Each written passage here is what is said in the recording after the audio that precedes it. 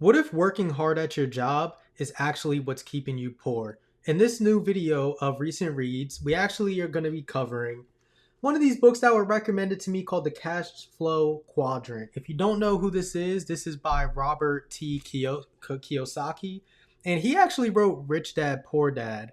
For all of you guys who don't know, a lot of people read that book. I read that book when I was way younger, and it's hard to kind of remember exactly all the details of that book, but I was recommended to read this book once, and coming from it, there's a lot to actually take from this. So, welcome to another episode of Recent Reads. I'm bringing this series back. I have a lot of books that I have finished that I do want to cover and bring out to you guys. Like I said, I want to bring out one of these at least once a month and try to go out there. So I need to do a lot more reading and everything. But without further ado, before we dive in, don't forget to like, comment, subscribe, and share. And let's really dive into what this book is really about without trying to spoil it as much as possible.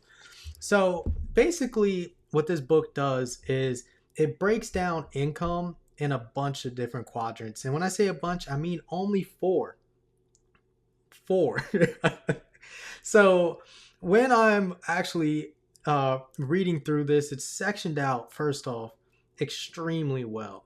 Like I said, he's already a noticeable writer and author. When you read Rich Dad Poor Dad, that's one of his more popular books. I don't even think this book is as popular as Rich Dad Poor Dad because I never even heard about this book until it was recommended to me to read. And I actually finished it pretty quickly. It's not even that deep of a read. I say it's about a little bit over 200 pages, and you'll knock that down in, it depends on how often you read, honestly. So like I said, this book basically breaks down income in four different quadrants. You have the employees, you have the self-employed, business owners, and investors. So throughout this, it breaks them down by letters, and you can see the letters actually right here on the book. So you have the employees, the self-employed, the investors, and the business owners. They put it right there on the cover. These letterings in the quadrant are really your template to say to how you should be thinking about this book and how you should segregate everything out, right? So the first two, employees and self-employed, the E and S, they trade time for money. Basically, you're working, you doing your day-to-day job, it's breaking down how you are going to trade your time for money.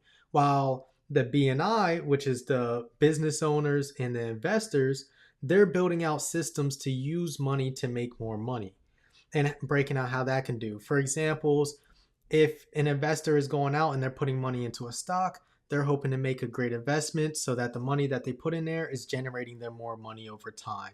Just to kind of like simplify it for you guys versus how most people are who are employees. They clock in every day and they have to work 8 hours to be able to make that money back. So when we are looking at the advantages and disadvantages of each quadrant, they actually are all cross-functional on how you can break it up. And you can actually be multiple of these quadrants all at once. Yes, there are business owners who are also investors. There are self-employed people who also invest. There are employees who are also investors. You can break it down. You can become more of these pieces and quadrants. And all these quadrants are is basically how you're going to make out income. So when I was first going into this book, remember, I'm thinking this is the author of Rich Dad, Poor Dad. I think it's a financial type of book. We already know how he is when he's picking sides on some type of sense and giving different perspectives. And he actually carries this out throughout the book. And I'm going to kind of take away my key takeaways after reading it as well. But I was all just already familiar with some standard personal financing advice tools and going overall budgeting and saving. And I figured that's how it was going to carry out as well too. Not as in depth, but it actually goes a little bit deeper than I actually thought. After finishing this book and these passages, I had time to sit down and relax and think about what I really thought about this because, mind you, I take notes on every single reading that I do. Even if the book's not marked up, trust me, I use Notion. I got all my notes really marked up in that. And I take some really good notes. And after reading it and going through my notes and everything, the real focus is which quadrant your income comes from or not, and just how much you make. Being able to identify those quadrants and understanding how your money and your income comes in for each one of them is the whole precedent of this whole passage. The whole book, it's going to show you the emotional sides of it. It's going to show you the idea. Making money is pretty much 90% emotional and only 10% technical. Because here's an example, right? When people were investing, a lot of people do things out of fear. A lot of people make decisions because they're scared. There's people who go and take a simple job just because there's more security into it. And I'm going to go into the takeaways that I took from this book majorly. And maybe you guys take away some different ones. Let me know in the comments down below. However, like there's people who feel like they cannot risk their family's lives or anybody else's livelihood, so they have to be a little bit more safer, and we'll dive a bit more into that in a second. And there's people who see stocks crash, like in COVID when they all crash and people take out all their money.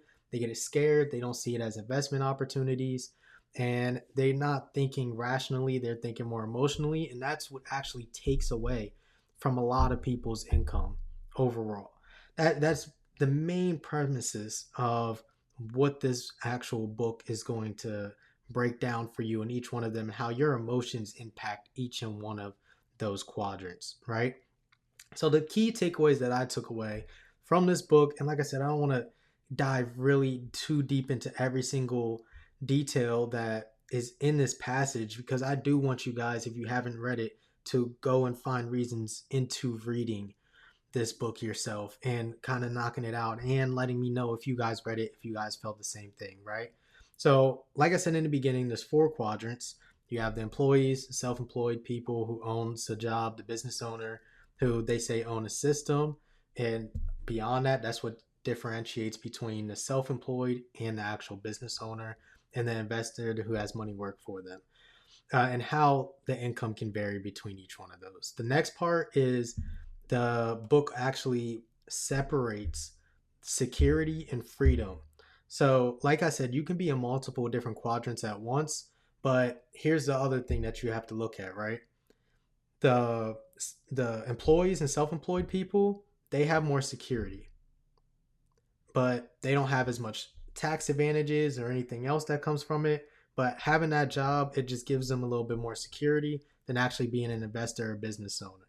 Because if you are actually the one who's self-employed, you're in control of your job. If you are a business owner in a system, hey, if you get the wrong board, they can ounce you out.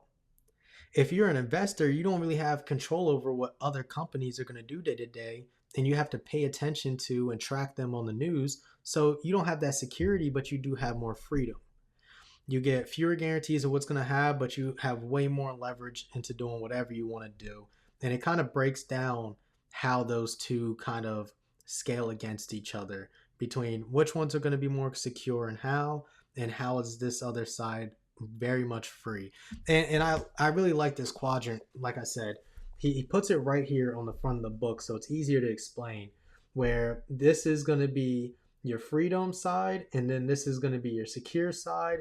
And throughout the passage, there's going to be also other entanglements between the quadrants as you go on. There is a deep dive into the different levels of investing, which I found were extremely helpful.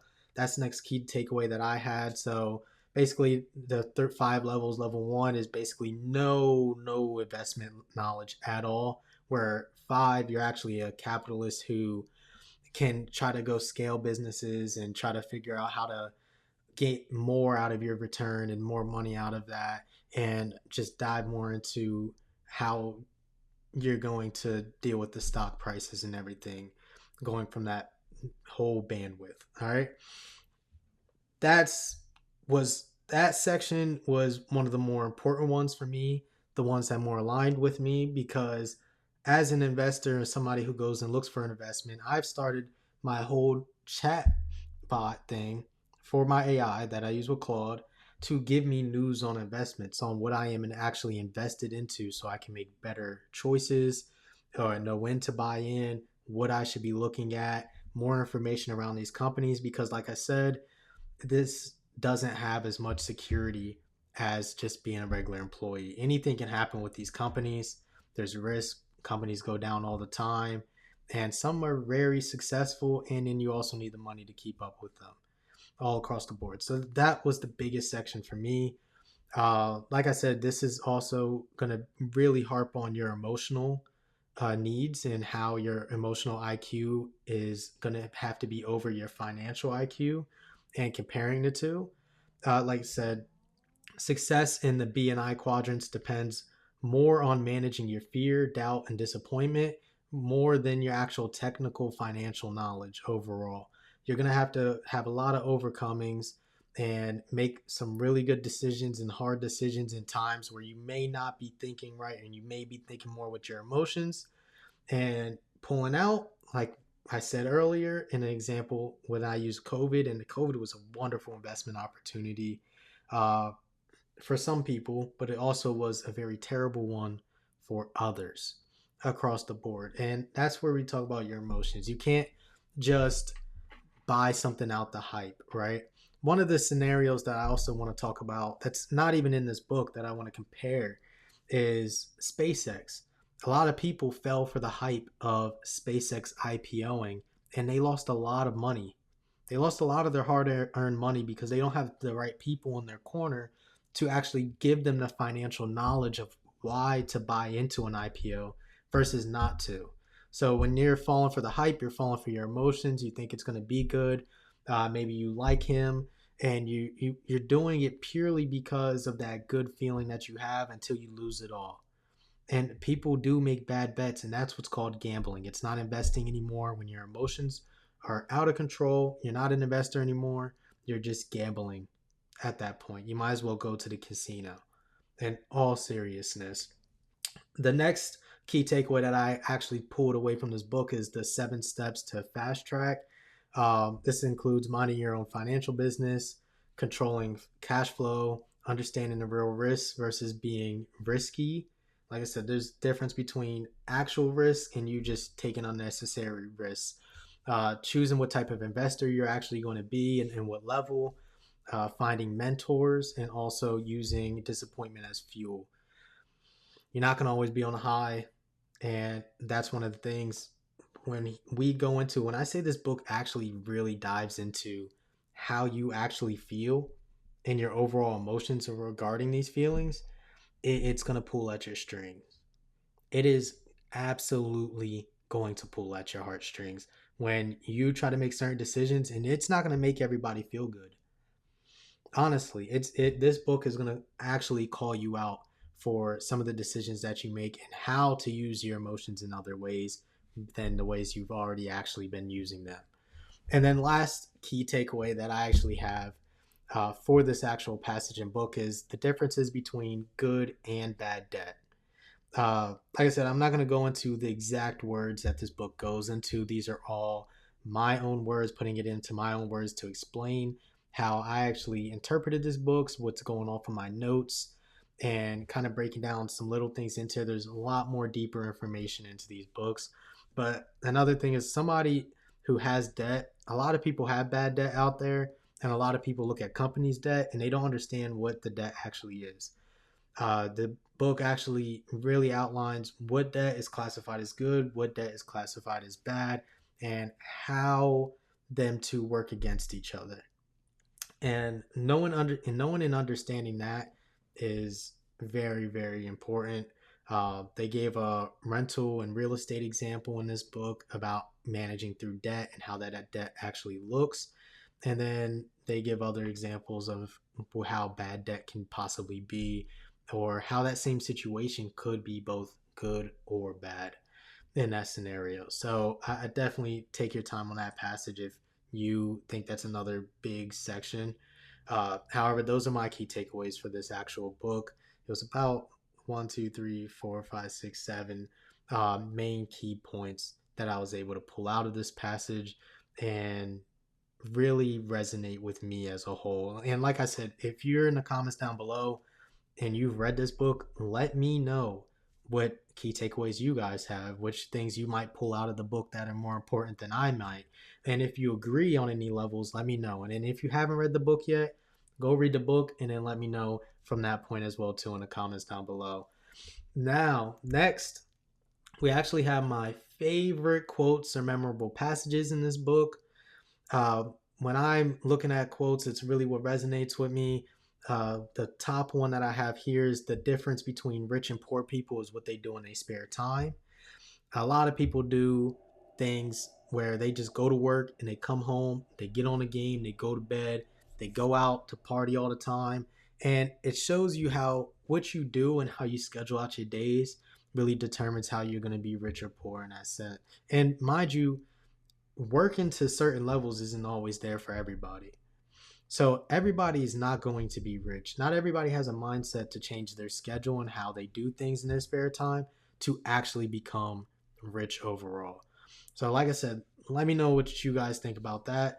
But that's the top quote I have. The next quote I have is the future belongs to those who can change with the times and use personal disappointments as building blocks for the future. Uh, Everybody who's built a business has experienced failure. Everybody who's tried to be successful has experienced failure in their life. Now, are you going to just sit there and pout about it? Or are you going to use it as building blocks and learn from their actual failures going over across? Then this is what I'm taking from this quote. Or how are you going to change throughout time as well too? Because history may repeat itself, but times are not stagnant the same. There's people who sit in the same era of time and they act like it's still early 2000s and it's not no more. It's been 26 years. So much has changed, and if you're not able to adapt with change, your life can really start going downhill from that aspect. So there's two different avenues that I think this quote actually took for me, and when I say they took, they went running both different ways, and that's where my eyes are focused. I'm halfway cross-eyed because of it. And then the last quote I actually pulled out of this is, instead of living below your means, focus on expanding your means. Now, it is very good for you to live below your means. In today's day age with social media, there are so many people who actually go out and live above their means. They do things that they probably shouldn't be doing at all, that they don't have money for, that's going to put them in financial hardships. However, they still are going to do it because they want to impress other people. And yes, I think that everybody should live below their means and stack up what they need to so that they're able to live comfortably and have money in case of emergencies, because you never know what's going to happen.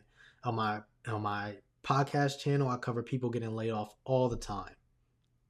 All the time, and from good positions and careers. You never know when it's going to hit you, especially if you're not following what's going on out in the world and society. And this is why the previous quote that I said about changing with times is very important. You have to understand what's going on out here and around your surroundings. And if you're not going to, it is always better to live below your means. But the second half of this quote is expanding it.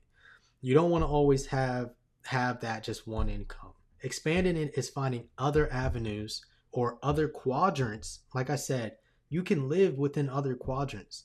You don't have to just be an employee. You can live below your means, have extra money to become an investor too. You can do both things at once. And this is what the book is trying to really portray to you, and how it is possible to do that. And when you do that and you move into another quadrant, that is you expanding your means even further.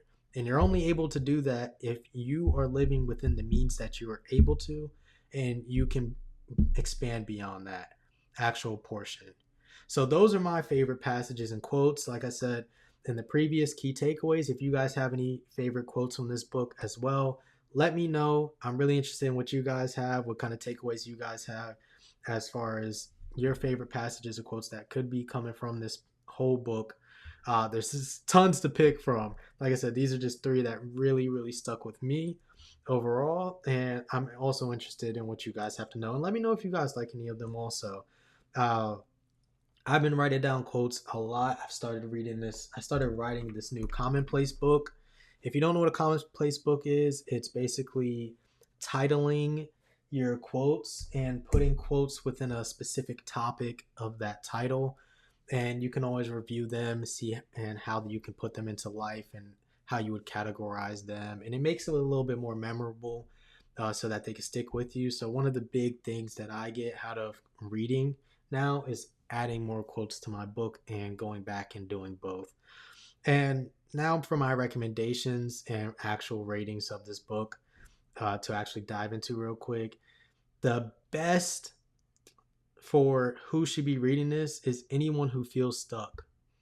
Anyone who feels stuck that they're just trading their time in for money at work should go in and read this book if they're actually going to apply it. My biggest takeaway for any book or anybody who's going to read, I see a lot of videos out there of how you should read a book or and things like that. Listen, if you're not going to apply what is actually in the book, there's no purpose in reading it. You're just wasting your time at that point. If you're not understanding what's actually going through it, you're wasting your time with it. But if you are a person who is stuck and you're ready to make applications to your life and you want to make new additions to your life, you should definitely take a look at this book. It is, like I said, it's a quick read. It's not going to take too long, and it's going to try to sway you away from that traditional job mindset where you're just stuck in one place. You're stuck in that one quadrant and expanding beyond from that. So anybody who wants to expand their framework and their mindset from that, I would recommend that they are the ones who should read this. Now, out of 10, I give this a 7 out of 10. Everything, I can't give everything the highest score ever, and you guys are going to see a lot of variations in rankings. There's a book that I actually have that is 9 out of 10 that I might cover next month that I finished, but the quadrant framework, the emotional intelligence angle, I think are actually very, very valuable in this book, and how it outlines it all. I really do enjoy it. Now, here's the things that I have to say. One, this book might be slightly dated. Like, there's a lot of principles that you can use in this book. This book isn't a book that just came out in 2026. Times change, and like every other book, I have Think and Grow Rich. There's principles in that, and I have another book for the intelligent investor. There's principles in that book that are always going to be timeless. However, they are also outdated in certain aspects, right? So the tax systems might be different. Depending on when you live, it might be different, but this is what you have to do. You have to investigate. You have to go into what's going on in your area, what's the politics in your area, how everything works in that, and how you can expand from there in your own time. But I do like how easily the book does kind of template and segregate out each one of these quadrants, but also tie them together as well, and how they're all valuable to each other. So the last and takeaway isn't, hey, you're going to get rich. This book isn't one that you're going to sit there and be like, hey, this is the quickest way to get rich. This isn't a tactic book for this. All right. It's a lens of asking you and understanding where you're actually coming from and what quadrant you live in, and how you're going to actually expand from that portion. All right. So you're going to have to learn a lot about more of your emotional control more than anything else in this book. But like I said, this book is 90% emotional, 10% tactical on how to actually go about things. How you're going to manage your emotions is the biggest outline for it. And maybe this is another thing that I took away from it as a ending takeaway that I wasn't going to expect going in. I thought it was going to be more on the tactical side. I wasn't expecting anything that was emotional in the beginning. But it is very, very unexpected for me. So that also went into the rating being where it actually is, including that surprise, but also not getting exactly what I thought it was going to be going in. And that's pretty much my final thoughts around this book. So let me know what you guys think about this book. Also, what would you rate it? Like I said, let me know your favorite quotes, your key takeaways, anything that you see from this book when you actually read it. I have a lot more of these videos of recent reads coming out. And like I said, I want to be more active on this channel.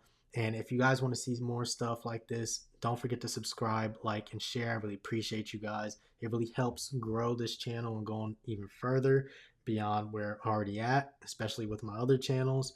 So I really do appreciate it. And then also, if you guys also have any other book recommendations for me to actually read, let me know. Maybe I already read it. Maybe there's a recent reads coming out for it in the future, or maybe I haven't and I'm going to go buy it and read it. I've been building out my bookshelf. I have a book over there, a bunch of books over there that I'm finishing. I'm going to knock out Think and Grow Rich. I have about 5 months of recent reads videos to make ahead of time already. So that gives me plenty of time to read any of your guys' recommendations and kind of dive into those and take my notes on them. Like I said, I pretty much like nonfiction books, but however, if it is a fiction based book, I need to be able to draw some type of lessons from it. So not pure fantasy, nothing like Harry Potter, Game of Thrones, nothing like that. Okay. So when I'm asking you guys for recommendations, kind of giving you guys the scope of what I'm reading, and you guys will see the type of books that I read as I make more of these series videos. But like I said, appreciate you all from being here. Don't forget to like, comment, subscribe, and share. Definitely comment. I'm interested in what you guys have to say and what you guys recommend. Without further ado, peace. See y'all next time.